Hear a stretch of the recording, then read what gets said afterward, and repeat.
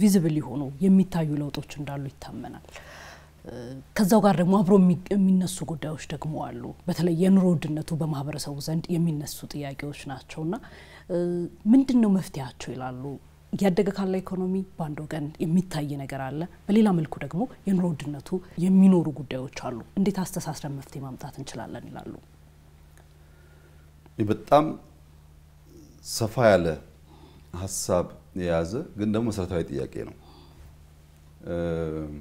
ግን ቀድሜ ወደ አነሳሁልሽ ጉዳይ ነው ይመልሰን አሁንም የዚህን ጉዳይ እውነታ በየሌየሩ ሽንኩርቱን እየላጠን ካላየን በቀረ የተዛባ ግንዛቤና ያልተስተካከለ ድምዳሜ ላይ እንደርሳለን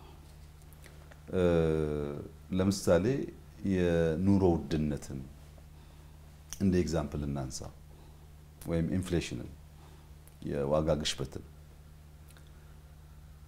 ይሄን አጠቃላይ ኢኮኖሚ ችግር እኛ በሶስት ነው የከፈልነው እዳ አለ ብዬሻለሁ ደሞዝ መክፈል አንችልም መበደር አንችልም ፕሮጀክቶች ቆመዋል ምን ብናደርግ ነው ካለንበት ጣጣ መከራ ወተን ወደ ተስተካከለ ነገር ወይም ወደ ተሻለ ነገር ምን ገባው ብለን በሶስት ምዕራፍ ከፈልነው የመጀመሪያው ምዕራፍ ማፍታታት ነው ፕሮጀክት ተሳስሯል ብድር መክፈል ብድር መበደር ተሳስሯል ኤክስፖርት የአገር ውስጥ ንግድ እንቅስቃሴ ተሳስሯል ማፍታታት ያስፈልጋል አቧራውን ማራገፍ ያስፈልጋል በአንዳንዱ ጉዳይ እሴት መጨመር ያስፈልጋል በአንዳንዱ ጉዳይ ህግ መቀየር ያስፈልጋል በአንዳንዱ ጉዳይ ከፈት ማድረግ ያስፈልጋል እንከፋፍተው ንፋስ ይግባበት እምክ የሚለው የታሸገውን ነገር ፈታ እናርገው የሚል ውሳኔ ነበር የወሰነው እንግዲህ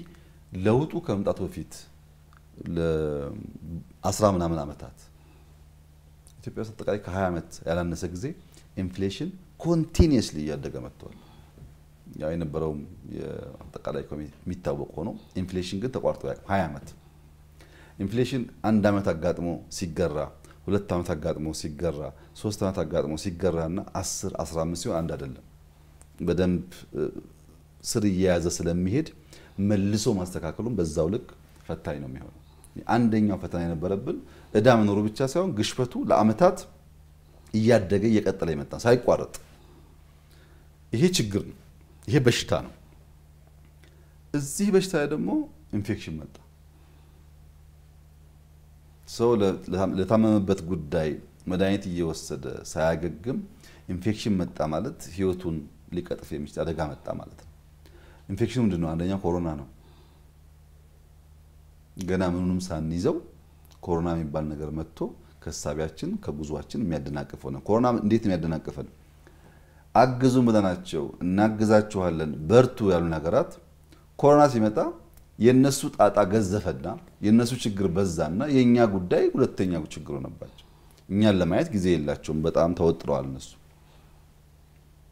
ኮሮና ሲባል በሽታው ብቻ አይደለም ብዙ የተሳሰረ ጉዳይ በውስጡ ስላለበት የዩክሬን ጦርነት መጣ የዩክሬን ጦርነት ድራማቲክ የሆነ ሽፍት ነው ያለው ወደ አፍሪካ የፈሰውን የድጋፍ መጠን በከፍተኛ ደረጃ ቀንሶ ወደዛ እንዲሄድ አድርጎታል በከፍተኛ ደረጃ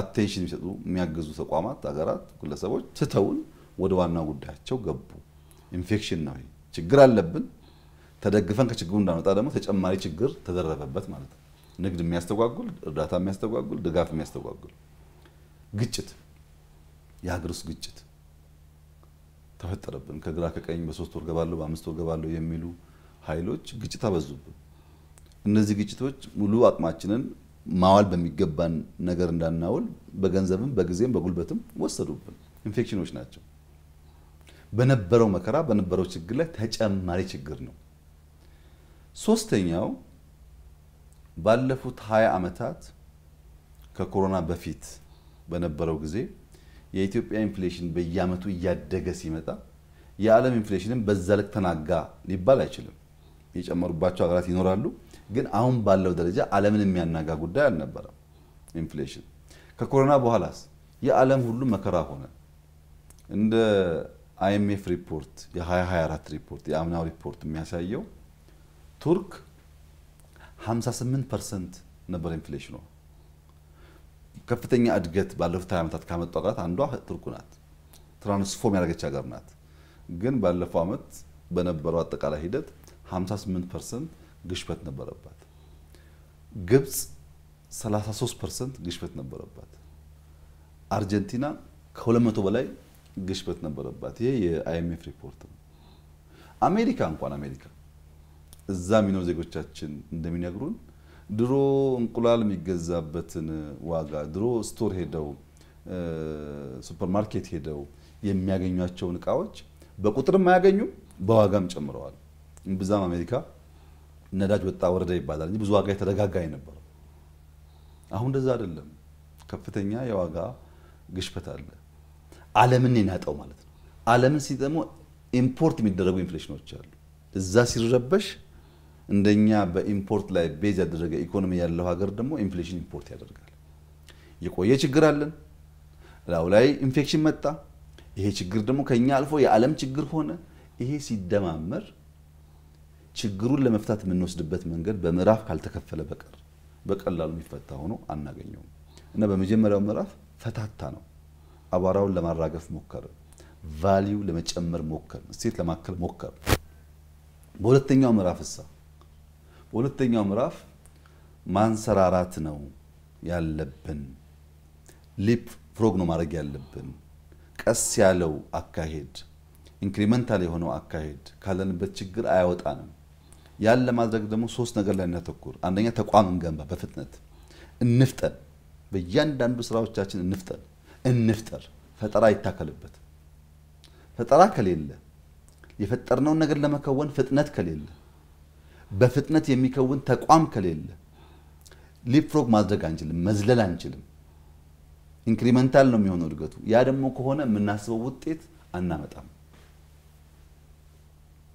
ብለው ወሰነን ልክ እንደቀደሙ በሌየር ማየት እንዲያስችልሽ ነው ማነሳው ይሄ አው ተቋም መገንባት አለብን ሲባል የነበረው የሰው ኃይል ኢትዮጵያ ውስጥ የነበረው የመንግስት ሰራተኛ ቁጥር አንዳንዱን ጉዳይ ለመከወን በቂ አይደለም በነገራችን ላይ ባለፉት 6-7 ዓመታት በአቨሬጅ የኢትዮጵያ መንግስት ለደሞዝ የሚያወጣው ገንዘብ በየአመቱ በአቨሬጅ 21% ይጨምራል በየአመቱ 21% ይጨምራል ወጪው ያ የወጣው ወጪ እያንዳንዱ ሰራተኛ ጋር ይደርሳል ወይ የተባለ እንደሆነ አይደርስም ለምንድን ነው የማይደርሰው የመንግስት ሰራተኛ ከለውጡ በፊት 7 አካባቢ ነበር አሁን ከ2.5 ሚሊዮን በልጧል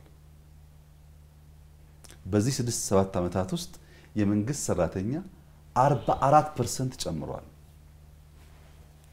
44% ለምንድን ነው በዚህ ልክ የጨመረው ያለ እንደሆነ አንዳንድ ሴክተር ብቻ እናንሳ መምህራን ከለውጡ በፊት ከነበረው 1/3 ቁጥር ጨምረናል 36% የመምህራን ቁጥር ኢትዮጵያ ውስጥ አድጓል ባለፈው 6 ዓመታት 36% ድሮ ለመምህር ለምናወጣው ደሞዝ 36% ጨምሯል ማለት ነው ያል ባለው መጠን በጭማሪው አይደለም ባለው መጠን ለምን ቁጥር ሰፋ የትምህርት ስርዓቱ ስብራት አለበት ውድቀት አለበት ከስብራቱ ደግሞ አንዱ ኤርሊ ቻይልድሁድ ላይ አይሰራም አንድ ልጅ በገጠር እስከ 7 ዓመት በሰፈር ሲያውደለድል ሲላላክ እረኛ ሲሆን ቆይቶ 7 ዓመት ሲሞላው አንደኛ ክፍል ይላካል አንደኛ ክፍል ሲላክ የሚጠብቀው ደግሞ ኤክስ እና ራይት ነው ጀጅመንት ነው ከትምህርት ጋር ለመምድ ያልነበረው ልጅ ከአስተማሪ ጋር ተገናኝቶ ማያቅ ህፃን ትምህርት ሲሰጥ እንዴት መከታተል እንዳለበት ማያቅ አብዛኛው ደግሞ ወላጁ ማገዝ የማይችል አብዛኛው ወላጅ ያልተማረ ስለሆነ ገና ትምህርት ቤት በገባ በጥቂት ወራት ውስጥ ኤክስ ነህ ራይት ነህ የሚባል ጀጅመንት ሳይኮሎጂካል ሃራስመንት የሚገጥመው ይሄንን ለማስተካከል ለልጆች መዋያ ያስፈልጋቸዋል ኪንደርጋርተን ያስፈልጋቸዋል በሚል ከ35000 በላይ መዋለ ህጻናት ኢትዮጵያ ውስጥ ተገንብተዋል ከ35000 በላይ ህዝቡ እንደሚያቀው ከዚህ ቀደም በ7 ዓመት ልጆቹን የሚልክ ሰው አሁን በ2 ዓመት ተኩል በ3 ዓመት እንደሚልካቸው ያውቃል። ሁሉም ሰው የሚያውቀው ጉዳይ ነው። በ3 ዓመት ልጅን መዋለ ህጻናት መላክ ምንድነው ፋይዳው ያለ እንደሆነ መልከ ብዙ ነው። ለምሳሌ አንድ መምህር እሱና ሚስቱ መምህር ቢሆኑ ወይም እሱም መምህር ሆኖ እሷ ደግሞ ሌላ ስራ ቢኖራት ልጅ ስትወልድ ልጇን የሚይዝላት ሰው ከሌለ እናት ቤት መቆየቷ ግዴታ ነው። እናት ልጅ ታሳድጋለች፣ አባት ደግሞ ሰርቶ ያመጣል። በዚያ ደሞዝ ነው በጋራ የሚኖሩት። እንደ ሌላው እንደሰለጠነው ዓለም ህፃናት ማቆያ የሚባል ቦታ እኛ ጋር እምብዛም የለም። ገና ነው አዲስ አበባ የጀመርን ያለው እንደምታውቁት። እና አንድ ሰው ወልዶ በ3 ዓመቱ ልጁን ሳይከፍል የሚያውልበት ሴፍ የሆነ ቦታ አለ ማለት ለዚያ መምህር በተዘዋዋሪ ደሞዝ ማለት ነው። በቀጥታ ካሹን ስለማይቀበል ላይገባው ይችላል፣ ግን ደሞዝ ማለት ነው። ብሔራዊ ጥቅም ማለት በግለሰብ የሚመነዘር ጥቅም ብቻ ሳይሆን ኮሌክቲቭ ጥቅም ስለሆነ ያ ልጅሳ የሚማረው የተጫወተ ነው። ፈተና የለበትም፣ ኤክስ እና ራይት የለበትም። ኤቢሲዲ የሚያጠናው እየዘለለ ነው፣ እየዘፈነ ነው። ከልጆች ጋር እንዴት እንደሚውል ያውቃል። መደማመጥን ይማራል፣ ኤቢሲዲ ይማራል። በጣም በርካታ ነገሮች በዚያ ሂደት ውስጥ 2 ዓመት 3 ዓመት ተምሮ አንደኛ ክፍል ሲገባ ኤቢሲዲ እንግዳው አይደለም፣ አስተማሪ እንግዳው አይደለም፣ ከሌሎች ሰፈር ልጆች ጋር መዋል እንግዳው አይደለም። ባለፈው የነበረበት አይነት ሳይኮሎጂካል ሃራስመንት ዜሮ ባይሆንም በከፍተኛ ደረጃ ይቀንስለታል። እዛም ኤሌመንታሪ መስራት የሚገባው ስራ አለ። ያ ብቻውን በቂ አይደለም ዜሮ ለማድረግ፣ ግን ቢያንስ ከሰው ጋር የተለማመደ ልጅ ይፈጠራል። አሁን አዲስ አበባ ላይ አንዳንድ ጥናቶች እንደሚያሳዩት በአንድ ግቢ ውስጥ የሚያድጉ ብዙ ከጎረቤት ጋር የማይጫወቱ በእኛ በተለምዶ አባባል የተሻለ ቤተሰብ የተሻለ ኢንካም ያለው ቤተሰብ ልጆች የሚባሉት ከፍተኛ የሆነ የኮሙኒኬሽን ችግር አለባቸው። ከፍተኛ የሆነ የኢሞሽናል ኢንተለጀንስ ችግር አለባቸው። ሰው ጋር ረጅም ጊዜ ተቀምጠው ሊያወሩ አይችሉም። ሀብታሞች ልጆቻቸውን ለቲቪ ሰጥተው፣ ለሰራተኛ ሰጥተው፣ ለግቢ ሰጥተው ከሄዱ ከሰው ጋር እንዴት ሐሳብ እንደሚቀያየር የማያቅ ልጅ ከሆነ ነጋዴም ቢሆን መንግስትም ቢሆን ምንም ቢሆን ያ ሰው ከሰው ጋር ስለሚሰራ የኋላ ኋላ ስብራት መሆኑ አይቀርም። 36% መምህራን ጨምረን አሁን በመቶ ሺዎች መምህራን ካልጨመርን በስተቀር በኤርሊ ቻይልድሁድ ምን ስራው ስራ የተሟላ አይሆንም። ለመገንባት ለቁሳቁስ ለመምህራን ደሞዝ ምን ያክል እንደሚወጣ እንግዲህ አስዩ። ጤና ባለፉት 6-7 ዓመታት 53% የጤና ሙያተኛ ጨምረናል። ከነበረን ጤና ሙያተኛ 53% ጭማሪ ተጨምሯል። ለምን? በየሰፈሩ ጤና ኬላዎች በብቃት ስላልነበሩ ወይም ሐኪም ስላልነበረ ያን ካላስፋፋን በቀር ያሉን የሕክምና መስጫ ጣቢያዎች አሁን ያለውን ፖፑሌሽን ማገዝ አይችሉም። በዚህ ሕክምና ሙያ ላይ የሚሰራ ሰው ደሞዝ ያገኘ ቀጥታ ብትይ ላይ ያገኝ ይችላል። ግን በቀን 50 ሰው 20 ሰው የሚያይ ከነበረ በተወሰነ ደረጃም በየቦታው የሚያግዙ ሰዎች ሲፈጠሩ ያ ቁጥር ይቀንሳል ማለት ነው። ያ ቁጥር ቀነሰ ማለት ሁለተኛ ስራ ይሰራ እድል አገኘ ማለት ነው። ያ ቁጥር ቀነሰ ማለት ብዙ ነገር ለማድረግ ጊዜ ያገኘ ማለት ነው። ይሄ በቁጥር ያለው እድገት ነው። በየአመቱ 21% ጨመረ ስልሽ 21% ገንዘብ ኪሳችን ገባ ላይሆን ይችላል። ግን ተጨማሪ ተቋም ስንገነባ የሰፋ ነገር አለ። ተቋም ባንገነባ ደግሞ የማይመጣ ውጤት አለ። ዘንድሮ ሪፎርሙን ስንሰራ ደሞዝ ጭማሪ ያስፈልጋል፣ ሰዎች ይቸገራሉ ብለን እንደ መንግስት 91 ቢሊዮን ብር ነው የጨመርነው። በዘንድሮ 7 ወር 8 ወር ከጨመር 91 ቢሊዮን ብር ነው የጨመርነው። አጨማማራችን ላይ የኢትዮጵያ መንግስት ሰራተኛ እስከዛሬ በነበረው ሁኔታ ከታች ያለው 1000 ምናምን የሚያገኙ ሰዎች አሉ። እዚህ ፕራይም ሚኒስተር ኦፊስ የሚሰሩ የ1200 ደሞዝተኞች አሉ፣ በየቦታው አሉ። እንደዚህ እንደ ሀገር ሚኒመም ዌጅ አልሰራንም እንደ ሀገር። ቢያንስ ግን በመንግስት እንጀምረው። ሰው 1000 ብር እየበላ አንዳንዱ ልጆችም ስላሉት መኖር ስለሚቸገር ከላይ ያለውን እናሳንሰውና በትክክለኛው የደሞዝ ጭማሪ መጠን ከሄድን ታች ያነሰ ላይ ከፍ ያነ የሚለው በፐርሰንቴጅ ስለሆነ ያንን ገልብጠው ላይ እንቀንስና ታች ያለው ሰው መኖር የተሳነው ሰው ትንሽ ኑሮውን ከፍ እናድርግ ብለን ከ1000 ምናምን ሚኒመም የሚባለው የመንግስት ክፍያ 4800 አስገብተናል። ሚኒመም የሚባለው አሁን ከመንግስት ጨርሰን ወደ ግሉ ሚኒመም ዌጅ እንመጣለን እየተዘጋጀን ያለን 4800 ስናስገባ ዝቅተኛ ኢንካም የነበራቸው ደሞዝተኞች 300% በላይ ጭማሪ መጥቶላቸው በደሞዛቸው ውስጥ ላይ ግን ፐርሰንቴጁ ያንሳል ለምን አነሰ 91 ቢሊዮን ብር በአመት ኢንጀክት ከማድረግ በላይ ኢትዮጵያ አቅም የላትም ለምን ቅድም ያልኳት ታንታ ኢትዮጵያ 91 ቢሊዮንም አመጣ ብዙ ነገር ቀናንሳ ነው ያደረገችው ከዚያ በላይ ቢጨመር ጠቃሚ ነበር በጣም ጠቃሚ ነበር የኢትዮጵያ ደሞዝ በቂ አይደለም የኔ ደሞዝ በቂ አይደለም ግን በአንድ በኩል ስብራት እንጠግናለን በሌላ በኩል ደግሞ ለትውልድ ሀገር እንሰራለን ስላል somehow መስዋዕት ካልከፈልን በስተቀር የምናስበው ነገር ልናሳካ አንችልም አሁን ዘንድሮ የፌደራል መንግስት ሰራተኛ ፌደራል መንግስት ደሞዝ የሚከፍለው 450 ቢሊዮን ብር በልጧል ከምናስገባው ገቢ ኖት አምና ዘንድሮ ከምናስገባው ገቢ ግማሹ የሚውለው ደሞዝ ነው 900 ገደማ ቢሊዮን ብር ገቢ እንጠብቃለን ግማሹ ደሞዝ ነው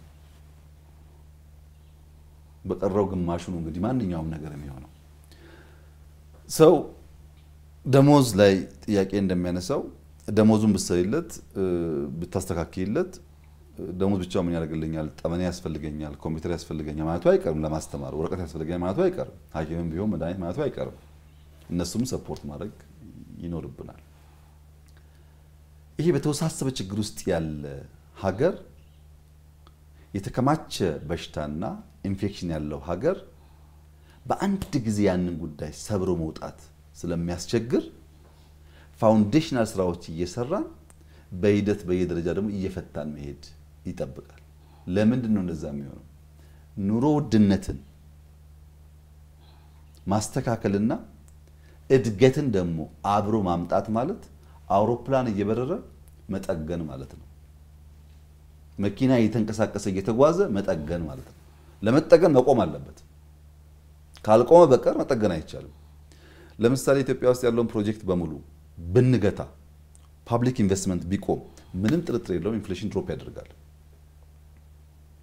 ህዳሴው ታንተና ቆየው ብንል ድሮፕ ያደርጋል ኢንፍሌሽን ከፍተኛ ሀብት ኢንጀክት ስለሚደረግበት ያ ማለት ግን ዛሬ የምንኖረው ኑሮ ነገ ላለን ዲማንድ መልስ ሊያመጣ ስለማይዘጋጅ የአንድ ሳምንት ፎይታ ነው አንቲፔን ነው ወዲያው በሽታው ምናልባት አገር ሽቶ ሊመጣ ይችላል ያደግን ነው ኢንፍሌሽን ለመግራት እየሰራን ያለ ነው እድገት እውነትስ አለ ወይ ኢትዮጵያ ውስጥ ባለፉት 6 አመታት 7 አመታት እንግዲህ 6-7 አመት ምለው ኮሮናውን ጨምሬ ውጊያውንም ጨምሬ ነው እንጂ እነሱ ከወጡ 6-7 አመት አልሞላ ግን እነሱን ደምረን ስናይ እድገት አለ ወይ ያለ እንደሆነ እውነቱን ለመናገር የኢትዮጵያ ህዝብ አይኑ እንዲገለጥ ልቦናው እንዲከፈት ያገኘውን መልካም እድል ያገኘውን የተከፈተ ብርሃን በማስተዋል እንዲጠቀምበት ከከፍተኛ ማሳሰቢያም ጭምር ነው አሁንም ማነሳውን ሐሳብ ማነሳው ኢትዮጵያ ውስጥ እድገት ሳይሆን ሚራክል ነው ያለው ኢትዮጵያ ውስጥ ለውጥ ሳይሆን እኛ ለውጥ ልናመጣ ያሰብን ሰዎች ካሰብነው ፍጥነትና ጥራት በላይ ነው ለውጥ እየመጣ ያለው ይሄን እድገት በተገለጠ አይን ማየት ካልቻል መጠበቅ ካልቻል መደገፍ ካልቻል አደገኛ ጣጣና መከራ ሊያመጣብን ይችላል ጥቂት ኢንዲኬተርስ ብቻ ላንሳ ብዙ ሰው የማያስተውለው ግን ሚራክል ተብሎ ቢወሰደው አንዳንድ ኢንዲኬተር ላንሳ በነገራችን ላይ በዚህ አመቱን ስንጀምር የኢትዮጵያ የማንሰራራት አመት ነው ብዬ ነበር ዘንድሮ ከፍተኛ የማንሰራራት አመት ነው ዘንድሮን 4 5 10 አመት ከደገመች ኢትዮጵያ አበቃ መከራው አበቃ ዘንድሮ መደጋገም ግን የጋራ ራዕይ የጋራ ጥረት የጋራ ስራ መሆን አለበት ዘንድሮ ምንድነው የተለየው ነገር እንዲህ በኩራት በእምነት የምትናገርለት እንጠብቀው እናስፋው የምትለው የሚል ጥያቄ ማንኛውም ጤነኛ ሰው ያነሳ ይችላል ዘንድሮን ለመረዳት ኤክስፖርትን ብቻ እንመልከት ኤክስፖርት ማለት ኢትዮጵያ አምርታ ለውጭ ገበያ አውላ ከውጭ ዶላር የምታገኝበት መስክ ማለት ነው።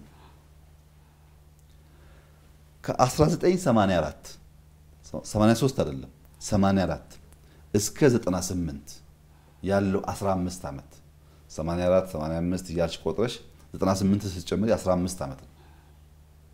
ከ84 እስከ 98 ባለው 15 ዓመት ውስጥ ኢትዮጵያ ለውጭ ገበያ ኤክስፖርት አድርጋ ያገኘችው ሀብት 7.5 ቢሊዮን ዶላር ነው። የአንድ ዓመት አይደለም የ15 ዓመት 7.5 ቢሊዮን ዶላር በ15 ዓመት ነው ያወጣችው። መቼ? ከ84 98 ይሄ ዘመን ብዙ ጉዳይ የነበረበት ዘመን ነው። የኢትዮ ኤርትራ ጦርነት 90 የነበረበት የ97 ምርጫ የነበረበት ብዙ ሰው የሚያወራለት ኢንሲደንት የነበረበት ዘመን ነው። እሱን ጨምሮ ነው የማወራው።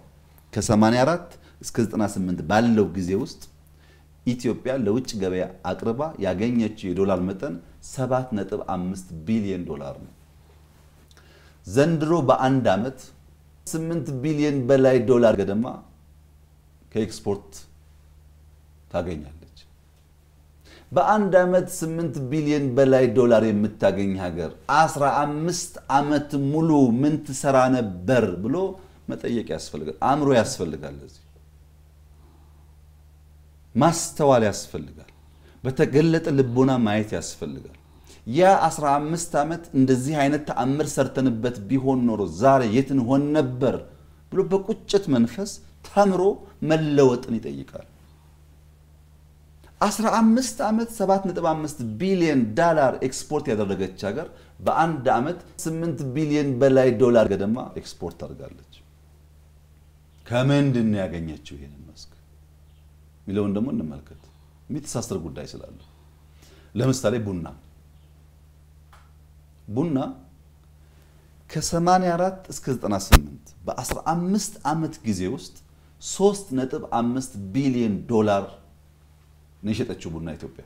15 ዓመት 3.5 ቢሊዮን ዶላር።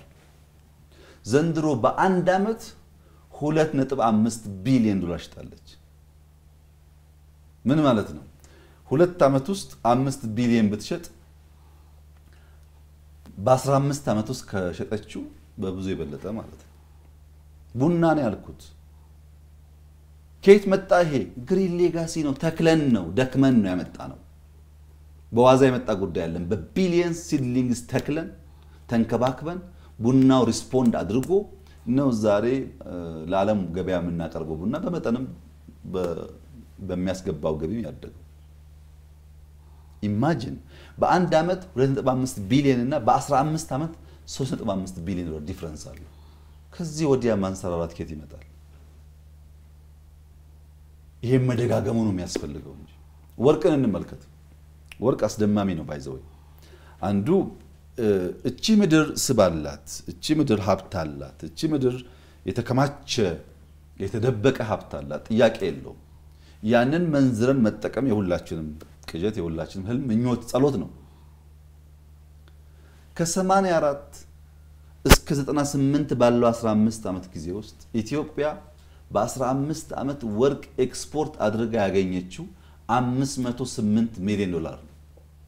508 ሚሊዮን ዶላር በ15 ዓመት። ዘንድሮስ በአንድ ዓመት 3.2 ቢሊዮን ዶላር አግኝታለች። ስንት እጥፍ? 6 እጥፍ። በአንድ ዓመት ያመጣነው የወርቅ ዋጋ 15 ዓመት ካመጣነው 6 እጥፍ አደገ ማለት ማንሰራራት ካልተባለ ምን ማንሰራራት ይባላል ታዲያ? 15 ዓመት የባከነውን ጊዜ አስቡት። ይሄንን ውጤት 5 ዓመት ከደገምን 10 ዓመት ከደገምን ምን እንደሚያመጣ መገመት ለማንም አይከብድም። ይሄ ኤክስፖርት ነው። ሌሎቹን አስደማሚ ዳታዎች በየቦታው ላነሳልሽ ይችላል። ኢትዮጵያ ውስጥ በከፍተኛ ደረጃ በአይን የሚታይ የሚጨበጥ የሚዳሰስ ለውጥ አለ። ማንም ሰው ካለበት ሰፈር በገጠርም ይሁን በከተማ 5 ኪሎ ሜትር ቢነዳ ቢንቀሳቀስ ለውጥ ያያል። የሚታይ ነው። ይሄ ለውጥ ግን የጎደለውን እየሞላን ሰስቴን አድርገን ለልጆቻችን አስተማማኝ ፋውንዴሽን መጣል የኔም ያንቺም የሷም የጋራ እዳ ነው አንዱ ጥያቄ አንዱ መላሽ ሳይሆን የጋራ እዳችን ነው ማድረግ አለብን መጨከን አለብን መድከም አለብን ዋጋ መክፈል አለብን ለማን ለልጆቻችን ሳንደክም ይመጣ ውጤት የለም ይሄን የመሰለ እድገት እያመጣን ኢኳሊ የኢትዮጵያ ኢንፍሌሽን ከ30 ምናምን ገደማ 13.5 ወርዷል በዚህ አመት ከግማሽ በታች አወርደናል ኢንፍሌሽን ከ34 13.5 ወርዶ ኤክስፖርት ገቢ ድህነት ቅነሳ የእዳ ውዝፍ ከጂዲፒያችን አንፃር ዲክላይን ማድረጉ ኢትዮጵያ በብዙ መንገድ ከነበረባት በሽታ ብቻ ሳይሆን ከኢንፍሌሽኑ በማገገም ላይ እንደሆነች ያሳያል ድና ጨርሳለች ወይ አልጨረሰችም እንዲህ በዋዛ ድና የምትጨርሰው ጉዳይ አለ ስብራቱ ብዙ ስለሆነ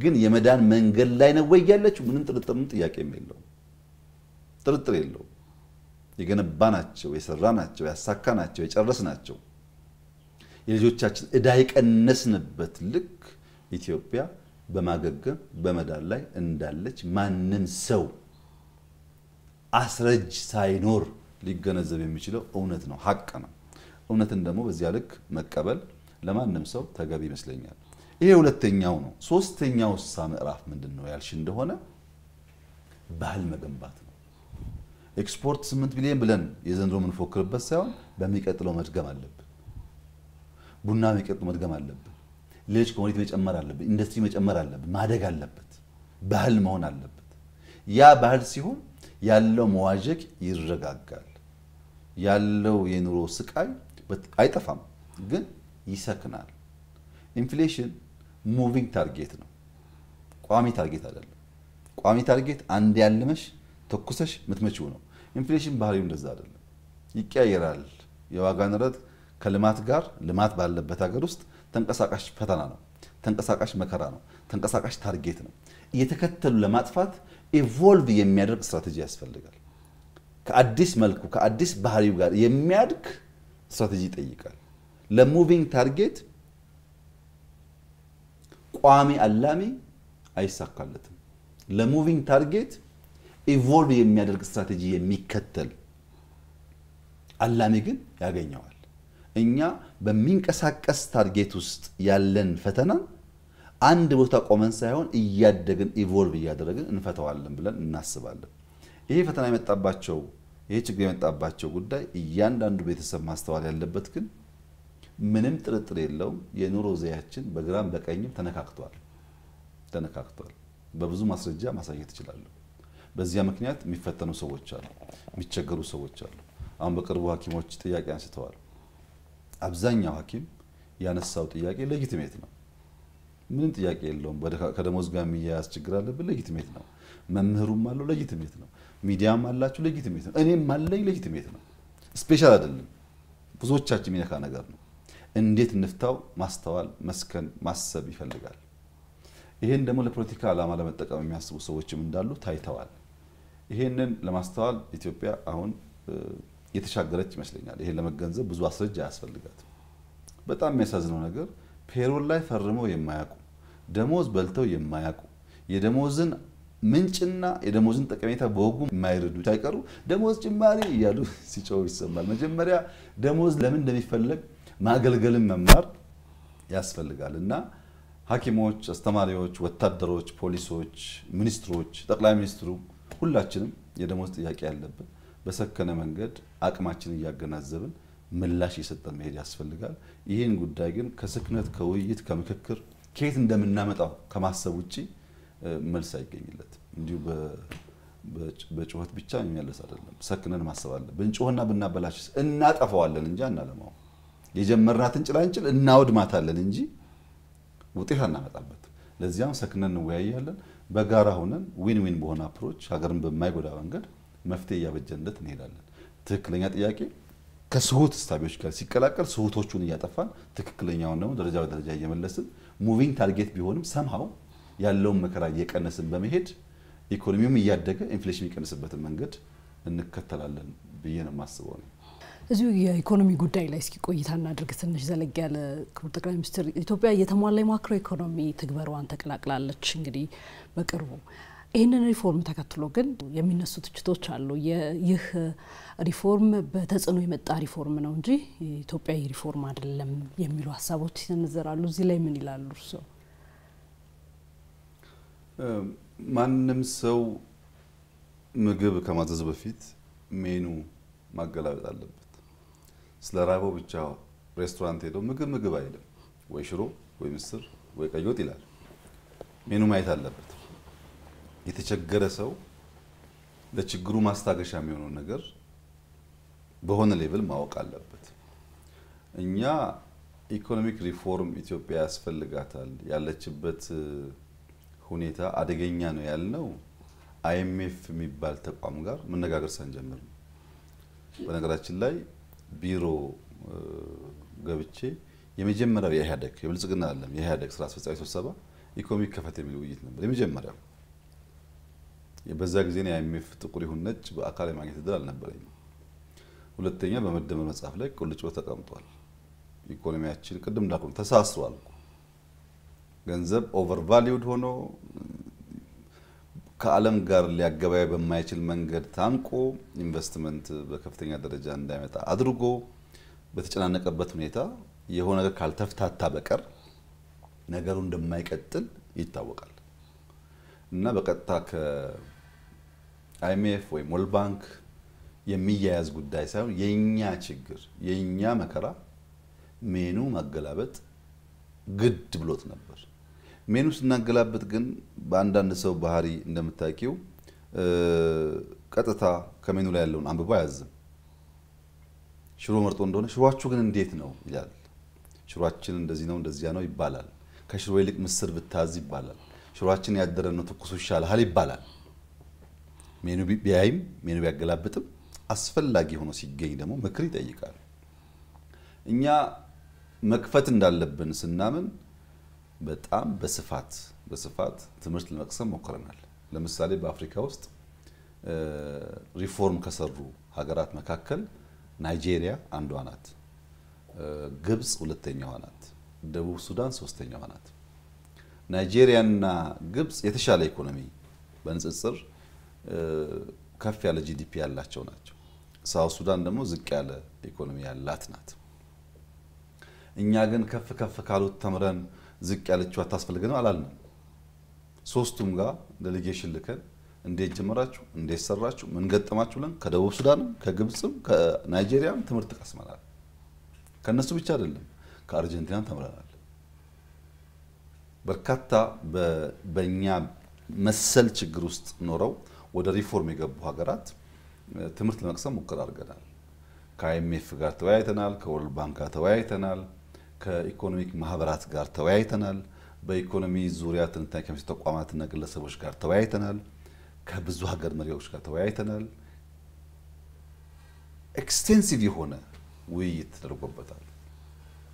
ከዚያ ሰብስበን ትምህርት ወስደን የኛን ችግር አገናዝበን ሆም ግሮን ሪፎርም አንድ ሆም ግሮን ሪፎርም 2 ብለን በሰራነው ላይ ነው የከፈትነው። እንግዲህ ኮሮና ባይመጣ ይቀርብ ነበር ይሄ ጉዳይ ባይዘው። ሆም ግሮን ሪፎርም አጀንዳ 1 እንደሚታወቀው ደሞዝ መክፈል አልቻልንም፣ ችግር አለብን፣ $10 ቢሊዮን ከዛም ከዚህ ማመተን ኢኮኖሚውን ትንሽ ማስተንፈስ አለብን ነው። አሳክተነዋል እኮ። ያን ባናደርግ ኖሮማ ዛሬ መነጋገርም አንችልም። ሆም ግሮን ሪፎርም 2 ላይ ስንደርስ ግን በዛ ልክ ሪሶርስ ልናገኝ ደግሞ አልቻልንም። ሌላ መንገድ ይፈልጋል። ለኢኮኖሚክ ኦፕን አፕ የተገባበት ዋናው ምክንያት የታጨቀውን የተሳሰረውን የተቆላለፈውን ኢኮኖሚ ከፈትፈት አድርጎ በር ከፍቶ ነገሩን ለማየት ነው። እኛ አንድም ቀን ሆም ግሮን ሪፎርም አጀንዳ ስንል የማክሮ ኢኮኖሚ ሪፎርም ስንል የኛ ሪፎርም ኤንደሚክ ነው ብለን አናውቅም። የሰው ትልቁ ችግር ይሄ ነው። ኤንደሚክ የሚባለው ልክ እንደ ጭላዳ ዝንጀሮ እንደ ዋሊያ አይቤክስ በኢትዮጵያ ብቻ የሚገኝ ነገር ማለት ነው። የኛ ሪፎርም ተጀምሮ እስኪያልቅ የኛ ነው፣ ማንም ሰው አልገባበትም፣ ከማንም አልተማርንም፣ ኤንደሚክ ነው አላልንም። ኢንዲጂነስ የሚባለው ግን ጥቁር አንበሳ ኢትዮጵያም አለ፣ ጥቁር አንበሳ ሱዳንም አለ፣ ጥቁር አንበሳ ኬንያም አለ። የአፍሪካ ዝሆን የሚባል ኢትዮጵያም አለ፣ ሌሎች ሀገሮችም አለ። እነዚህ የአፍሪካ ዝሆኖች በሆነ ነገር መልካቸው ምናምናቸው ዲፍረንስ ያለው ሊሆን ይችላል የተቀራረበ ግን የአፍሪካ ዞኖች ናቸው ኤንደሚክ አይደሉም ኢንዲጂኒየስ ናቸው እኛም ጋር አሉ ኬንያም አሉ ሰምዌር ዩጋንዳም አሉ በየሀገሩ ከመልክዓ ምድሩ ጋር የተዛመደ ለውጦች ይኖራቸዋል ግን የአፍሪካ ዝሆኖች አንድ ፋሚሊ ናቸው እነዚህ ኢንዲጂነስ የሚባሉት የእንስሳት አይነቶች እኛ ጋም ያሉ ሌላም ጋር ያሉ ሲሆኑ ማለት ነው ለምሳሌ ደግሞ ኤክሶቲክ የሚባል አለ ከውጭ እንዳለ አምጥተን እኛ ጋር የምናደርገው ባህር ዛፍ ለምሳሌ ኤክሶቲክ ነው ይባላል እኛ አገር በቀል አይደለም ከሌላ ቦታ መጥቶ የተተከለ ነው የኛ ለውጥ ኤክሶቲክ አይደለም ከሌላ ቦታ እንዳለ መጥቶ የተተከለ አይደለም ኤክሶቲክ ቢሆን ይሄ ለውጥ አያመጣውም እንዳለ ከአይኤምኤፍ ቀርተን ከከበደ ቀርተን ብናመጣው አያመጣውም because IMF ለኢትዮጵያ ያለው እውቀት ሊሚትድ ነው የሚያውቀውን ያውቃል በርካታ ጉዳዮች ግን አያውቅም ከነሱ ብንቀዳው ባዕድ ዛፍ ነው የሚሆነው እንጂ ሀገር በቀል ዛፍ አይሆንም የለም IMF ቢባል ድርሽ አይልም ይሄማ ኤንደሚክ ነው ጭላዳ ዝንጀሮ ነው ደግሞ ካልንም የምንጠብቀው ሪሶርስ ስላለ እኛ ጀምረን የምንጨርሰው ሪፎርም የለም እሱም ስተት ነው ግን ኢንዲጂኒየስ ነው መሰረቱ የኛ ነው ፍላጎቱ የኛ ነው ያቃሉ በዚያ መንገድ አልፈዋል ካልናቸው ሰዎች ደግሞ ትምህርት ተቀስሟል ከራሳችን ፍላጎት እና አቅም ተነስተን ከሌሎች ተምረን የሰራነው ስራ ነው ለምሳሌ IMFን ብቻ ላንሳ IMF የኢትዮጵያን ሪፎርም የኛን ሐሳብ ከተቀበለ በኋላ አንዱ ያመጣው መከራከሪያ የኢትዮጵያ ሪፎርም 7.5 ቢሊዮን ዶላር ካገኘ ሊሰራ ይችላል ሊከወን ይችላል ሳትቸገሩ ማለፍ ትችላላችሁ ብሎ ነበር የኛ አቋም ግልጽ ነበር አይሆንም 7.5 ቢሊዮን ዶላር የኛ ሪፎርም አይሰራው ለምን በርካታ ሰራተኞቻችን ዝቅተኛ ደሞዝ ተከፋይ ናቸው ደሞዝ ካልጨመርን በቀር ሪፎርሙ አደጋ ይገጥመዋል ባንካችን በተለይ ኮመርሻል ባንክ የሚባለው መንግስት በገፍ ሲበደር ቆይቶ መክፈል የማይችልበት ደረጃ ስለደረሰ በባንክና በመንግስት መካከል ያለውን ግንኙነት በህግ መምራት ስንጀምር ይህንን ባንክ ካልታደግን በቀር ባንካችን ይወድቅብናል ንግድ ባንክ ደግሞ የባንኮች ሁሉ አውራ ነው በኢትዮጵያ ውስጥ መታደግ አለብን እንደዚህ ያሉ በጣም በርካታ ኢሹ አንስተን በእኛ ጥያቄና በእኛ ፑሽ መሰረት 10.5 ቢሊዮን ተስማምተን ነው የገባነው በእነሱ ቢሆን 7.5 ነው 10.5 በቂ ነው በቂ አይደለም ገና ተጨማሪ ሀብት ይፈልጋል ለምን ቅድም እንዳነሳ ነው በጣም በርካታ ጉዳዮች መደጎም ይፈልጋሉ በባለፈው አመት 350 ቢሊዮን ብር ገደማ የኢትዮጵያ መንግስት ድጎማ አድርጓል ነዳጅ እንደጉማለን መድኃኒት እንደጉማለን ሴፍቲ ኔት እንደጉማለን ማዳበሪያ እንደጉማለን ሰው እንደሚያስበው እኮ አይደለም ብዙ ነገር ተደጉሞ ነው የሚሄደው ያ ድጎማ ሰስቴን ለማድረግ ኢትዮጵያ ያላት አቅምና ገቢ መታየት አለበት በሚል አርጊው አርገን 10.5 3.5ቱን ከአይኤምኤፍ 3.5ቱን ከወርልድ ባንክ 3.5ቱን ደግሞ በየኛ እዳን ሪስትራክቸር በማድረግ የክሬዲተርስ ኮሚቴ የሚባለው ፈረንሳይና ቻይና የመሩት በእነሱ አማካኝነት እዳችን ተሸጋሽኮ ያ በገፍ ስንበደር የነበረው እዳ እንደተቆሎ እንዳይሸጋገርብን በሚቀንስ ምን ማለት ነው እዳ ሪስትራክቸር ባይሆን 2 ቢሊዮን መክፈል ከነበረብን ሪስትራክቸር ሲሆን 1.5 እንከፍላለን ማለት ነው አውቶማቲክ ነው ሪስፖንሱ ይሄን ተደራድረን ተጨቃጭቀን በብዙ ውጣ ውረድ ውስጥ ነው የተወሰነው ማለት ነው ከተወሰነ በኋላስ ቅድም እንዳነሳሁት በኤክስፖርት በገቢ በኢንፍሌሽን ባመጣነው ውጤት ብቻ አይደለም ሪሰንትሊ በዋሽንግተን የወርልድ ባንክ እና IMF አኑዋል ስብሰባ ነበር በዚህ አኑዋል ስብሰባ IMF እና ወርልድ ባንክም ሌሎች ሀገራትም የአፍሪካ ሀገራትም በአንድ ድምጽ ሪኮግናይዝ ያደረጉት ያወደሱት ሪፎርም የኢትዮጵያ ሪፎርም ነው ለምን በጣም በእውቀት በጥበብ በማስተዋል በምክር ነው የተመራው the most successful reform ነው የተባለው በእነሱም አይን በእኛም አይን የ15 አመቱን ኤክስፖርት በአመት ያመጣ ነው በሪፎርም ነው አልሰራም የሚባለው ያ ባይሆን ኖሮ ነው ከአይኤምኤፍ የቀዳ ነው ኤክሶቲክ ቢሆን ኖሮ ደግሞ በዚህ ልክ ውጤት ማጣቱን እጠራጠራለሁ። ምክንያቱም የኛን ሁኔታ ከኛ በላይ ስለማያውቁ የኢትዮጵያ ኤሊትስ በጥቅሉ ላለፉት 50 60 70 80 ዓመታት የኢትዮጵያን መደህየት የኢትዮጵያን ማነስ የኢትዮጵያን መቸገር ሲያዩ በተለይ ወጣ ብሎ ሲያዩ አይቆጩም አይንገበገቡም ማለት እኮ አይደለም። ሁሌ ይቆጫሉ። ጃፓን ሄደው ካዩ በኋላ ጃፓን እንደምን ሰለጠነች ይላሉ። ያስባሉ፣ ያስተላስላሉ፣ ይጽፋሉ፣ ያስተምራሉ። አንዳንዶች አውሮፓ ሄደው አንዳንዶች አሜሪካ ሄደው አንዳንዶች ደቡብ አፍሪካም ሄደው ቀንተው ይመለሳሉ።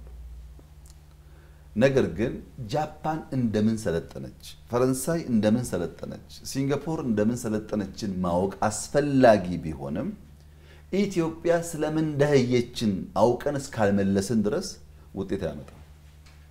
ኢትዮጵያ ስለምን ደህየች፣ ምንድነው ባህሏ፣ ምንድነው እምነቷ፣ ሶሻል ፋብሪኳ ምን ይመስላል፣ ሶሻል ካፒታሏ ምን ይመስላል፣ ማህበራዊ መስተጋብሮቿ ለልማት አስቻይ ናቸው ወይስ ጎጂ ናቸው የሚለውን በጥልቀት ማወቅ መመርመር ይፈልጋል። የኛ ባህል ከጃፓን ባህል፣ የኛ እምነት ከጃፓን እምነት፣ የኛ ሳይኮሎጂካል ስሪት ከነሱ ስሪት ስለሚለያይ ለአንድ ቪዥን ለአንድ ሐሳብ የምንሰጠው ሪስፖንስ አንድ አይደለም። ሪስፖንሳችን አንድ ከሆነ ደግሞ ውጤቱ አንድ ሊሆን አይችልም። ጃፓንም ትሁን እንግሊዝ እንደምን ሰለጠነችን የኢትዮጵያ ምሁራን ሳይጠይቁ ቀርተው አያውቁም። ክፍተት የነበረው እና እኛ ልንሞላ የሞከርነው ኢትዮጵያ ስለምን ደህየች። ለምሳሌ እንዴት መሬት እያላት በአመት አንዴ ብቻ ታርሳለች? ሁለቴ ለምን አይሆንም? እንዴት ኢትዮጵያ ትለምናለች? የሚለውን ጥያቄ አንስተን ከውጭ የተማርነውን የኛን አዋህደን መስራት በመጀመራችን በጣም የሚታይ ውጤት ማየት ጀምረናል። ይሄ መርህ ተኮር ፕራግማቲስት ስለሆነ የኛ አስተራር በፕራግማቲዝም የተሞላ ስለሆነ ከኛ ሁኔታ ስንነሳ ከኛ ሁኔታ ስንማር ከኛ ችግር ስንነሳ ከሌሎች አንማርም ብለን አንዘጋም። ከሌሎች ጠቃሚ ነገር ካለ ለኛ ጉዞ የሚያግዝ ካለ ትምህርት እንወስዳለን። ነገር ግን የምንማረው ጉዳይ በእኛ ልክ የተሰፋ ነው።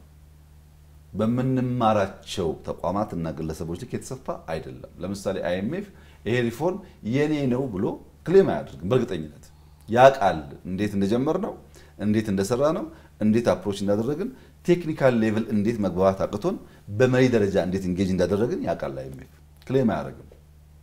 ባለቤቱ እኛ ሆነን ስናበቃ ከውጭ መማራችን እኛ እየተናገርን ማን ነው ከኛ ጋር ሳይሰራ ይሄ ሪፎርም የእናንተ አይደለም ይላል? የት ነበር እዚህ ሪፎርሙ ሲሰራ? የት ነበር ስንጨቃጨቅ? የት ነበር ስንነጋገር? ዝም ብለን የማናውቀውን ነገር አንስተን እፍታ መልቀቅ ይቻላል፣ እውነት ግን አይደለም። እና ይህ ሪፎርም ከኢትዮጵያ ሁኔታ የተነሳ ከሌሎች የተማረ በእኛ ልክ የተሰፋ ሪፎርም ነው። ውጤት ያመጣውም ለዚሁ ነው። በዚሁ አግባብ ማየት ያስፈልጋል። ከማንም አልተማርንም ብለን አንመጻደቅም። በርካታ ትምህርቶች ድጋፎች አግኝተናል። በእነዚያ ትምህርቶችና ድጋፎች ደግሞ ተውጠን የኛን አቋሞች ትተናል አንልም። አቋሞቻችን ጠብቀን ነው ውጤት ያመጣነውና በዚያ ሚዛን ቢታይ ጠቃሚ ይመስለኛል። በተለይ በኢኮኖሚ ውስጥ የመንግስት የትኩረት አቅጣጫ ወደ ሰርቪሱ ወደ አገልግሎቱ ያደላ ነው። ለማኑፋክቸሪንግ እምብዛም ትኩረት የሰጠ አይደለም የሚሉ ሐሳቦች ይነሳሉ። እውነትነት አላቸው? አጭሩ መልስ የላቸውም። ግን የላቸውም በቂ መልስ አይደለም። እንዴት እንደሌላቸው ማስረዳት ያስፈልጋል። ፕራዮሪቲ ስንለይ የኢትዮጵያን ችግር አገላብጠን ለመፈተሽ ከሞከርን በኋላ ፕራዮሪቲ ስንለይ በየትኛው መስክ ብንሰራ ይሳካልናል፣ በየትኛው መስክ ባጠረ ጊዜ ውጤት ይመጣል፣ በየትኛው መስክ በመካከለኛ ጊዜ ውጤት ይመጣል ብለን በክፍል በምዕራፍ ከፍለን ያየነው ጀነሪክ እውቀቶች አሉ። ኢትዮጵያም የምትመካበት አፍሪካም የምትመካበት ወይም ሁሉም ሰው በእኩል የሚናገራቸው አድቫንቴጅ ተብሎ የሚወሰዱ ጉዳዮች ነበሩ። መረመርናቸው። እኛ እነዛ አድቫንቴጆች ናቸው ወይ ብለን መረመርናቸው። ለምሳሌ በየትኛውም ዓለም ብንሄድ በየትኛውም ሳሚት ብንሄድ ትልቁም ትንሹም የሚያውቀውም ማያውቀውም አፍሪካ ርካሽ ጉልበት አላት። አፍሪካ አብዛኛው ሰው ወጣት ነው። ይሄ ወጣት ይሄ ጉልበት አንድ ለልማት አስቻይ አቅም ሆኖ ይሰራል እንደ አድቫንቴጅ ይወሰዳል የሚል የጋራ እውቀት አለ ሁሉም ሰው የሚናገረው እውቀት አለ እኛ ጠየቅን ይሄን እውነት ነው ወይ ብለን አንኛ ርካሽ ጉልበት አለ ወይ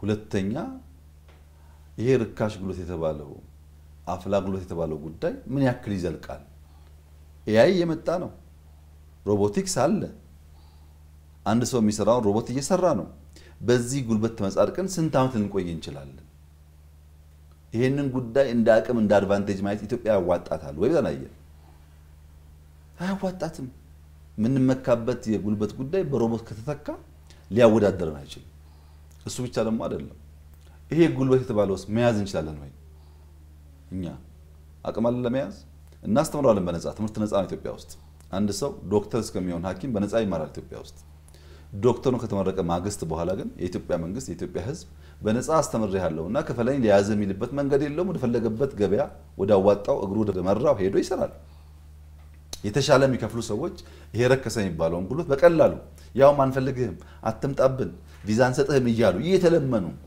ባህር እያቋረጥን እናገለግላቸዋለን እና ይሄ ጉዳይ አስተማማኝ አድቫንቴጅ መወዳደሪያ አቅም አይደለም እንፈትሸዋል የተለመደው እውነት ግን እሱ አልነበረም አላይኤምኤፍ ርካሽ ጉልበት ያልኩት ትክክል አይደለም ኤአይ የመጣ ነው ብለው ላይቀበለኝ ይችላል እኔን ከራሴ ጥቅም አንፃር ፈትሸዋለሁ ይሄ ሁለተኛው ጥሬ ዕቃ ነው አፍሪካ በገፍ ጥሬ ዕቃ አላት ተዝቆ ማያልቅ ሀብት አላት የሚባል ንግግር ያ ሁሉም ሰው ይናገራል ይህ ጥሬ ዕቃስ ልንወዳደርበት ያስችለናል ወይ እውነት ነው ወይ ብለን ጠይቀናል መርምረናል ምክንያቱም ለምሳሌ አይረን ኦር አፍሪካ ውስጥ በስፋት አለ እውነት ነው ይሄ ግን ዓለም ላይ ያለው የብረት ክምችት ስክራብ የሚባለው ከዚህ ቀደም ጥቅም ላይ የዋለው መልሶ ተቀልጦ ተጨፍልቆ ሪዩዝ የሚደረገው ብረት በጣም ብዙ ነው ስክራብ ገዝተው እሱን ጨፍልቀው በሚፈለግ ሞዳሊቲ ሰርተው ኤክስፖርት የሚያደርጉ አካላት አሉ አይረን ኦር የሚባል የሌላቸው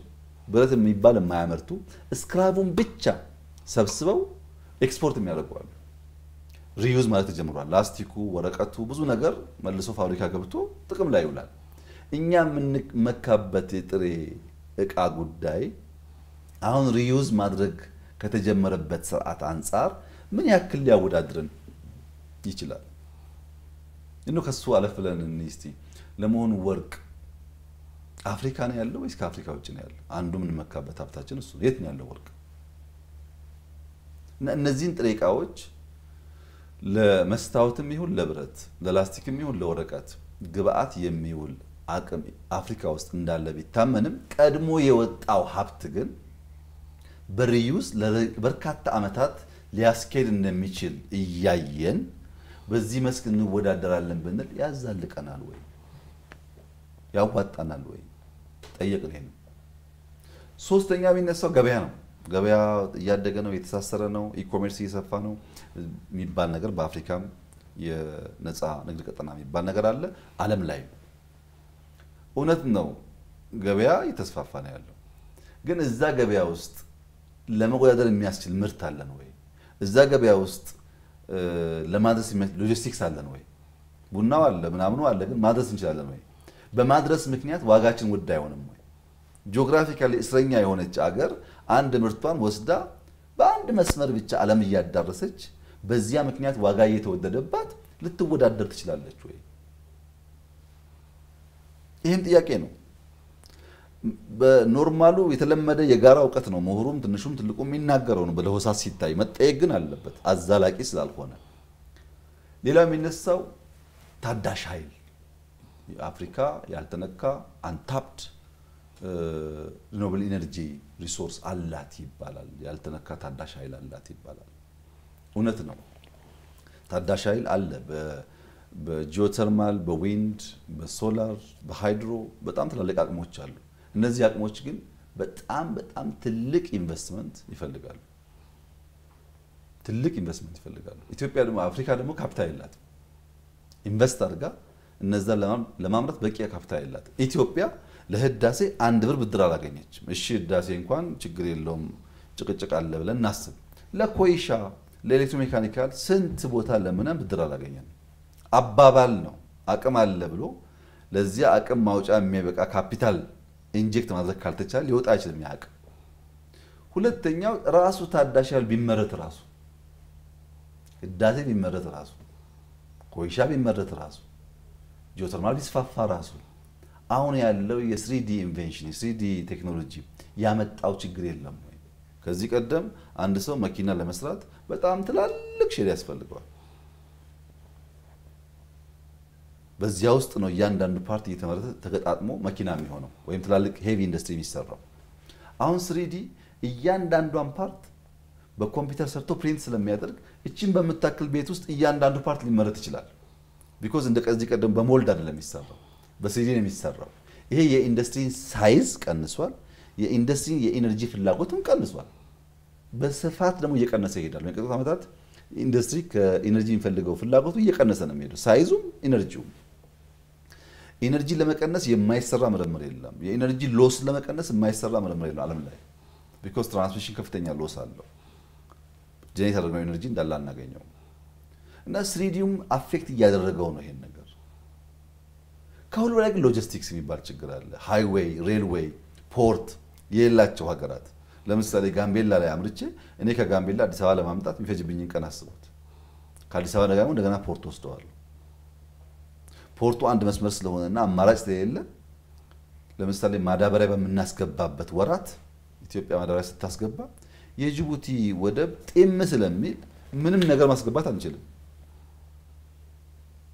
የሲዝናል ጉዳይ ስለሆነ ነዳጅ ስናስገባ ሌላ ሊኪድ ነገር ማምጣት እንቸገራለን ይሄ ፋክት ነው ኢኮኖሚያችን እያደገ ሲመጣ እያየን ያለነው መከራ ነው አማውንቱ እያደገ ሲል በዛው ልክ ፈተናው እያደገ ይሄዳል ሎጂስቲክስ ውስንነት ባለበት ሀገርስ እንዴት ይሆናል እነዚህ ጉዳዮች መርምረን ጠይቀን መጨረሻ ይደረስንበት ጉዳይ በዛሃ ዘርፍ በዛሃ ተዋናይ በዛሃ ተጠቃሚ ካላደረግነው በቀር በአንድ ሴክተር ላይ በአንድ ሴክተር ላይ ዲፔንድ ያደረገ ኢኮኖሚክ ሙቭመንት የኢትዮጵያን ስብራቶች አይጠግንም ብለን እንደመደም በዛሃ ዘርፍ ያስፈልገናል አንዱ ሲሰበር አንዱ ሲደክም አንዱ ያልነው ምናስበውን ብልጽግና ምናረጋግጠው በአንዱ ጉዳይ ላይ ብቻ መለጠፍ አያዋጣንም ለምን የኛ አልቲሜት ፍላጎት ብልጽግና ነው ደህነትን ድምጥማጡን ማጥፋት ነው መበቀል ነው ምንፈልገው ያን ብልጽግና ለማረጋገጥ የሚያስፈልጉ ዲቴይልስ ኤሌመንቶቹን ካለየን በቀር በሆነ ጉዳይ ብቻ መዘን ምናሳካው አይደለም አንድ ሰው ምጣድ ሳይኖረው እንጀራ መጋገር ማሰብ አይችልም እንጀራ ለመጋገር ጤፍ ያስፈልጋል ያረሰ ሰው ስላለ ገስተን ከሆነ ወፍጮ ያስፈልጋል እርሾ ያስፈልጋል እነሱ ሁሉ አሟልተን ግን አልቲሜት ምጣድ ያስፈልጋል ምጣድ ሳይዝ እንጀራ ጋግራለሁ ቢባል ዋጋ የለውም እነዚህን በሙላት ሳናይና ሳናስብ ብልጽግና ብንል ዋጋ የለውም በዚያ ምክንያት ግብርና የግድ ነው ከፍተኛ ሊመረት የሚችል ያልተረሰ መሬት አለን ውሃ አለን እንደተባለውም ሰው አለን ያን ተጠቅመን በአመት 2-3 ብናርስ በምግብ ራሳችን መቻል ሁነኛ ነገር ነው ልንተው አንችልም ማረስ አለብን ሁለተኛ ኢንደስትሪ ነው ኢንደስትሪ ላይ በስፋት ካልሰራን በቀር በግብርና ብቻ ምናስበውን ኤምፕሎይመንት ምናስበውን ኤክስፖርት ልናሳካ አንችልም ምርት ያስፈልጋል እነዚህም በቂ አይደሉም ቱሪዝም ያስፈልጋል ታሪክ አለን ባህል አለን የሚገርሙ ሲነሪዎች አሉን እነሱም ብንሰራቸው በጣም ብዙ ሀብት ያመጣል ይሄም በቂ አይደለም የዘነጋነው ሀብት አለ ማይኒንግ እንጠቀምበት 15 አመት 500 ሚሊዮን ያወጣንበትን በአንድ አመት 3 ቢሊዮን ያወጣነው በዚህ አቴንሽን ነው በዚህ ስራ ነው በ15 አመት 3.5 ቢሊዮን የነበረውን ቡና በአመት የኛ ያክል ያመጣነው በዚህ በግብርና ትኩረታችን ነው በስራ ነው ቱሪዝሙም ማይኒንጉም ኢንደስትሪውም ግብርናውም ግን ቴክኖሎጂ ላይ ካልሰራን በቀር ደግሞ ውጤት አያመጣም እሱን መጨመር አለብን because service at the end እያንዳንዱን ሰው የሚነካ ነገር ነው ብለን ቴክኖሎጂን አከልንበት ማለት ነው ቴክኖሎጂን ካከልን በኋላ አምስቱን ዘርፍ ከለየን በኋላ ሌሎች ዘርፎች ግን ዋጋ የላቸውም ማለት ነው መንገድ አንሰራምኛ ኢነርጂ ላይ አንሰራም እንደ ኢትዮጵያ ኢነርጂ ላይ የሚሰራ ሀገር አለ እንደ አፍሪካ ውስጥ 27 28000 ኪሎ ሜትር አስፋልት እኮ ይሰራ ያለ ነው እኛ ዛሬ እዚህ አዲስ አበባ እኮ በ100 ኪሎ ሜትር አስፋልት ይሰራ ያለ ነው የፕራዮሪቲ እኮ መሆን ይችላል ባለፉት 5 ዓመታት የሰራ ነው ሃውሲንግ ቤት እኮ 15 ዓመት ከተሰራ ይበልጣል ምን ጥያቄ የለው አይሰሩም ማለት አይደለም ዋናው የልማት ፒላሮቻችን ግን 5 ናቸው ብዝሃ ዘርፍ ናቸው ኢንዱስትሪ ስታርሽ ግን ኢንዱስትሪ ብቻ እንመልከት ኢንዱስትሪ ኢትዮጵያ ታምርት ያልነው ኢትዮጵያ ውስጥ ያሉ ፕላንቶች ፋብሪካዎች 47-48% ገደማ ብቻ ያመርቱ ነበር ካላቸው አቅም ከ50 በታች ያመርቱ ነበር ግማሹ መሬት ይቸግረዋል ግማሹ ኢነርጂ ይቸግረዋል ግማሹ ፋይናንስ ይቸግረዋል ግማሹ ስፔር ፓርት ማስገባት ዶላር ይቸግረዋል ብዙ ምክንያት አለው ይሄን በሴክተር ሰብ ሴክተር በፋብሪካ ደረጃ እያገዝን እየፈታን አሁን 65% ደርሰናል ምን ማለት ነው 50 የማይሞላው የማምረት አቅማችን 15% ከነበረው ፋብሪካ ብቻ ይጨመር ነው ማለት ነው ሰው ቀጥሯል ታክስ ጨምሯል ምርት ጨምሯል በዛው ልክ በዚያ በቃም እኛ ወደ ቢሮ ስንመጣ ኢትዮጵያ የገነባችው 3 ኢንዱስትሪያል ፓርክ ነው ሐዋሳ ኮምቦልቻ እና መቀሌ ከዚያ በኋላኛ 10 ገንብተናል 10 ኢንዱስትሪያል ፓርኮች አሁን 13 አለ እነዚህ የገነባናቸው 13 ፓርኮች 20% 25% ብቻ የተያዙ ነበሩ ምክንያቱም ሼዶቹ ጥቅም ላይ ነው የኛም ቀድሞ የነበረው አሁን በድምሩ ሲታይ ከ80% በላይ ሼዶች ተይዘዋል ብዙ ቦታ መቶ ነው ይጎደሉም አሉ ከ80% በላይ ኢንዱስትሪያል ፓርኮቻችን ሼዶቻቸው ስራ ይሰሩ ነው ፋብሪካ ተክሎ ስራ ይሰሩ ነው ከፓርኮች ውጪ ደግሞ ኢትዮጵያ ውስጥ ሰዎች የፋብሪካ ባለቤት እንጂ የፓርክ ባለቤት የመሆን ልምምድ አልነበረም አሁን ማንንም ሰው እዚህ አቃቂ ወጥቶ እዚህ ዱከም ወጥቶ ግለሰቦች ያላቸውን ፓርክ ማየት ይችላል የግለሰቦች ፓርክ እየገነባን ነው እሱም አይበቃም ብለን ነፃ የንግድ ቀጠና ድሬዳዋ ላይ እዚህ ቢሾፍቱ አካባቢ ይሰራል ኢንዱስትሪው ለማንቃት ኢንዱስትሪው ግን በባህሪው አይታይም ለምሳሌ ወንጪ ይታያል ሰው ይሄዳል ፎቶ ይነሳ ይለጥፋል ገንዘብ ያለው ይላል ይዝናናል ይናገራል ይሁነኝ ብሎ ሰው ግን ፋብሪካ ሄዶ አያይም ልክ እንደ ጎርጎራ ልክ እንደ ወንጪ ሰው እስቲ ፋብሪካ ላይ ምን እንዳለ ብሎ መኪና ነድቶ አንስቶ አይጎበኝም በዚያ ምክንያት ምን እንዳለ አያውቅም ግን አሜዚንግ ስራ ነው ያለው ለምሳሌ በቅርቡ የገጠመኝ አንድ ነገር እላጫውትሽ አንድ ከአሜሪካ የመጣ ወጣት ልጅ ኢትዮጵያን ይወዳል ግን ኢትዮጵያ ምን እንዳለ አያውቅም እና እዚሁ አቃቂ አካባቢ አንድ ኢንዱስትሪያል ፓርክ ነገር እየገነባ ያለ ባለሀብት አለ የሱን ኢንዱስትሪያል ፓርክ እንዲያይ ላክ ነው እና ልጁ ማንንም ሰው ቪዲዮ አንስቶ ማንንም ሰው ፎቶ አንስቶ ይሄ ነገር ኢትዮጵያ ውስጥ ቢለኝ ላምን አልችልም ግቢው መስኩ ግሪን የሆነ በጣም ትላልቅ ሼድ ኤንድ ቱ ኤንድ ስራ የሚሰራበት መኪና የሚመረትበት ብረት የሚጨፈለቅበት በ3D ዲዛይን የሚደረግበት ኢንዱስትሪ በግለሰብ ደረጃ በዚህ ሳይዝ ኢትዮጵያ ውስጥ አለ በባል አላምንም ነው ያለው እውነቱን ነው ማየት ይፈልጋል የሚያስደንቁ ስራዎች አሉ ካላየናቸው ግን አይገባንም ኢንዱስትሪ በባህሪው ግን ሌሎቹ አይደለም ትንሽ ይዘገያል ለምሳሌ አንድ ሰው ፋብሪካ ለመትከል መሬት ወሰደ እንበል ዲዛይን ሰራ እንበል ፋብሪካው እኮ እዚህ ያዘዋል ፋብሪካው ይመረታል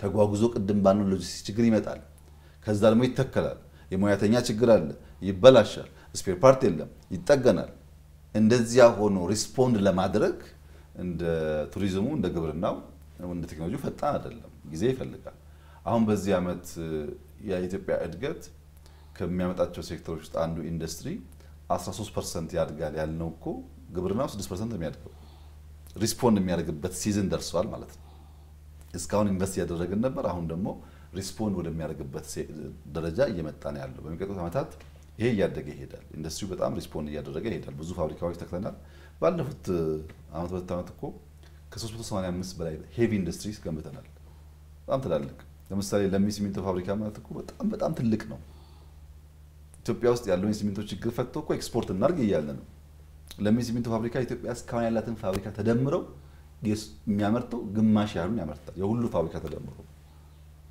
እንደዚህ በየሴክተሩ አሉ ማለት ነው ግን ሰው አያያቸውም ለሚ ካልሄደ ፋብሪካዎችን ሄዶ ካላየ ስንት መኪና የሚጠገነው አሴምብል የሚደረገው ኢትዮጵያ ውስጥ እነሱም ካላየ በቀር የተሟላ ግንዛቤ አይዝም ሰርቪስን በሚመለከት ግን ትኩረት ተሰጠው ለማራከስ ትክክል አይደለም። ሰርቪስ የኢኮኖሚ እድገት መቋጫው ማሰሪያው እሱ ነው። ለምሳሌ የአሜሪካ ትልቁ ኢኮኖሚ የሚባለው እኮ ግብርናውና ኢንዱስትሪ ተደምሮ 30% ቢሆን ከ70% በላይ ሰርቪስ ነው። ማንም ያደገ ሀገር አልቲሜትሊ ቢገር ሼር ያለው በእድገት ውስጥ ሰርቪስ ነው። ለምን መሰለሽ? በቅርቡ ዘመን ገበያ የሚባል የኢኮሜርስ ኢትዮጵያ ጀምራለች። ዘመን ገበያ የጀመርንበት ዋናው ምክንያት ምርት እያለ ዲማንድ እያለ መሀል ላይ ባሉ ደላላዎች ምክንያት ምርትን ከፈላጊው ማገናኘት ችግር ሆኗል። በባለፈው ፋሲካ እንቁላል አዲስ አበባ 20 ብር ሲባል ወጣ ተብሎ 10 12 ብር ነበር። እነዛን እንቁላሎች ከፈላጊው ጋር ማገናኘት ግን ሲስተም አልነበረም። ሎጂስቲክሱም ሲስተሙም ችግርም ደላላውም ብዙ ስለሆነ አሁን ዘመን ገበያ ከተጀመረ 20 ቀን ቢሞላው ነው። ከ2000 በላይ አይተምስ አሉት። ሽንኩርት አለው፣ ቃሪያ አለው፣ በግ አለው፣ ሞተር ሳይክል አለው፣ ባጃጅ አለው። የሌለው ነገር የለም። ገና 20 ቀኑ ነው። 4 ሚሊዮን ገደማ ሽያጭ አከናውኗል በዚች ቀናት ውስጥ። ይሄ የኢትዮጵያ አሊባባ ማለት ነው። ጥቅሙ በጣም ብዙ ነው። አሁን በቅርቡ የአረፋ በዓል አለብን። ለአረፋ በዓል ሰው በግ በዘመን ገበያ ቨርቹዋሊ ያዛል፣ ዴሊቨሪ ይደረግለታል። መሀል ላይ ያለው ደላላ መሀል ላይ ያለው ሰው በከፍተኛ ደረጃ ይቀንሳል ወይም ወደ ትክክለኛ መስመር ይገባል። ሰርቪስ ማለት ይሄ ነው። በጉ አለ፣ ፈላጊው አለ። በጉና ፈላጊው እያለ ቴክኖሎጂ ባለመኖሩ፣ ሎጂስቲክስ ባለመኖሩ፣ የገበያ ስርዓት ያልተዘረጋ በመሆኑ ተጠቃሚ የሚጎዳበትን ስርዓት ይቀንሳል ማለት ነው። ሰርቪስ ከሌለማ ምርት ምን ዋጋ አለው? አይደርስም። አንድ ቀላል ኤግዛምፕል ላንሳልሽ። አንድ ጃኬት፣ ይሄ ጃኬት ዱባይ $150 ከሆነ ዱባይ ባልገዛው ጀርመን ሲሄድ 155 160 ሊሆን ይችላል። አሜሪካ ሲሄድ 145 ሊሆን ይችላል። ቻይና ሲሄድ 130 ሊሆን ይችላል። ኢትዮጵያ ይሄው ጃኬት ይሄው ሱፍ መርካቶ ላይ 500 ይሆናል። በብር አይደለም በዶላር። ዶላር ኢትዮጵያም ዶላር ዩኤም ዶላር ቻይናም እኩል ሆኖ ሲያበቃ ለሚሰጠው ግብር ለትራንስፖርቱ 15 20 ብር ይጨምር ችግር የለውም። 3-4 እጥፍ እንዴት ይሆናል? ዘሴም ኳሊቲ ያለው ምርት ዘሴም ቫልዩ ባለው ዶላር በዚህ ያክል ዲፈረንስ ለምን ይለያያል? ያን እንደሆነ የሰርቪስ ችግር ነው። የገበያ ትስስር ችግር ነው። ያን የገበያ ትስስር ችግር ምንቀርፈው ሲስተም በመዘርጋት ነው። ዘመን ገበያ የጀመርነው ያን ለመቅረፍ ነው። ለምሳሌ የፋይናንሻል ሴክተሩ ላለፉት 100 ዓመታት ኢትዮጵያ ውስጥ ካሽ ነው አጠቃላይ ምን ገበያየው። ሞባይል መኒ ጀመር ትናንትና 3 ዓመታችን ነው። በ3 ዓመት ውስጥ ሞባይል መኒ ሰርፓስ አደረገ የካሽን ትራንዛክሽን ትሪሊየንስ እንቅስቃሴ የሚያደርገው። ድሮ አንድ ሰው ብድር ለመበደር መታወቂያ አምጣ፣ ፎቶ አምጣ፣ ወላጅ አምጣ የሚባለውን ነገር ቨርቹዋሊ በሞባይል መበደር የሚችልበት እድል ማግኘት ማለት ለፋይናንሻል ኢንክሉዥን ሐሳብ ያላቸው ሰዎች ሐሳባቸው እንዲወለድ ለማገዝ ከፍተኛ ጥቅም አለው። ቴክኖሎጂው ከሌለ ግን በአገር ጫፍ ብድር ማድረስ የምንችልበት ምንም እድል የለም ማለት ነው። ሰርቪስ ሲባል የተመረተውን የተፈጠረውን ነገር ተጠቃሚ ለማድረስ የሚያቀል መንገድ ማለት ነው። የተመረተውን ነገር ተጠቃሚው ጋር በትክክለኛ ዋጋ እንዲደርስ የሚያደርግ ማለት ነው። እሱ እያደገ መሄዱ ጥርጥር የለውም። የኢትዮጵያም ኢንዱስትሪ ይሰፋል፣ ግብርና ይሰፋል። እያደገና እየወረሰ የሚሄደው ግን ሰርቪስ ነውና ሰርቪስ ኢንዱስትሪው ላይ ትኩረት ተሰጥቶ ሳይሆን የሚነካን እሱ ስለሆነ ነው። በቅርበት የምናየው ሲወደድም ሲከስርም የምናየው እሱ ስለሆነ ነው እንጂ እኛ 5 ዘርፍ እንደ ፒላር ለይተን ለነሱ ደግሞ ደጋፊ የሆኑ ዘርፎች ጨምረን ነው እየሰራ ያለ ነው። ብዝሃ ዘርፍ ነው፣ ብዝሃ ተዋናይ ነው፣ ብዝሃ ተጠቃሚነትን የሚያረጋግጥ ነው። ለዛም ነው ሙላአት ባለው መንገድ ሲግኒፊካንት የሆነ የእድገት እንትን ውስጥ መንገድ ውስጥ የገባ ነው ማለት ነው። በዛ መንገድ ቢታይ መልካም ይመስለኛል።